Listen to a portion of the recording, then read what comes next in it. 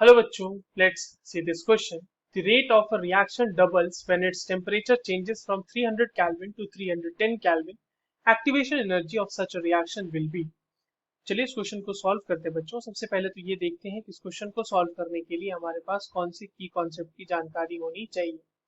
देखिए ये जो सवाल हमारे पास दिया हुआ है बच्चों, ये बेसिकली हमारे पास टेम्परेचर डिपेंडेंस ऑफ रिएक्शन का है। Temperature dependence dependence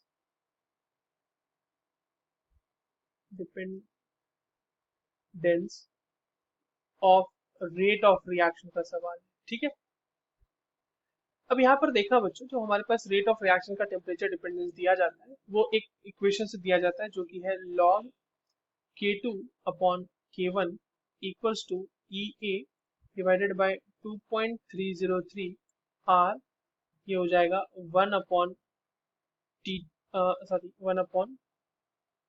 T1 minus 1 upon T2।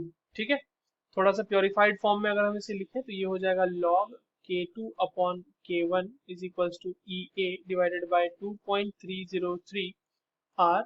This will be T2 minus T1 divided by T2 into T1। ठीक है बच्चों, अब देखिए आपके पास यहाँ पे T1 T2 की वैल्यू दी हुई है और ये कहा जा रहा है कि जो रेट ऑफ रिएक्शन है वो डबल हो जा रहा है, यानी K2 की अगर हम बात करें तो वो हो जा रहा है 2K1।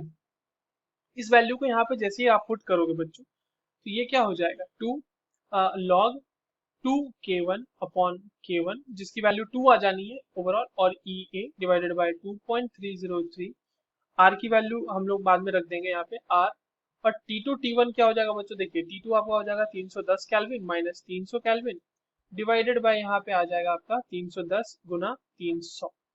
ठीक है, तो EA की वैल्यू क्या हो जाएगी बच्चों, यहाँ पे देखिए log 2K1 अपॉन K1, ये तो बच्चों log 2 हो जाएगा ना ये वैल्यू, तो ये हो जाएगा log 2 इंटू 2.303 R की वैल्यू रख देते हैं 8.314 जूल में आ जाएगी ये value, in joule per kelvin per mole into 310 into 300 divided by, ये आपके पास कितना आ जाएगा बच्चों, देखिए 310 माइनस 300 ये आ जाएगा बस 10। ठीक है, अब तो ये यहाँ से इसको ऐसे कैंसिल कर दो और ये वैल्यू आपके पास जूल में आ जाएगी।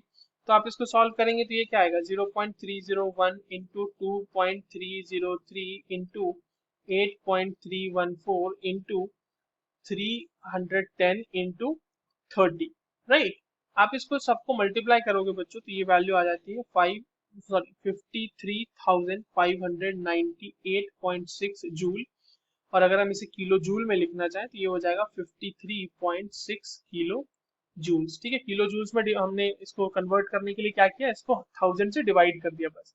तो 1000 से डिवाइड करेंगे तो जो आपका डेसिमल है वो आगे की तरफ खिसक जाएगा और हमने उसको राउंड ऑफ करके ले लिया 53.6 kilo joule. So this is the activation energy required for the reaction. I hope you understood this well. All the very best.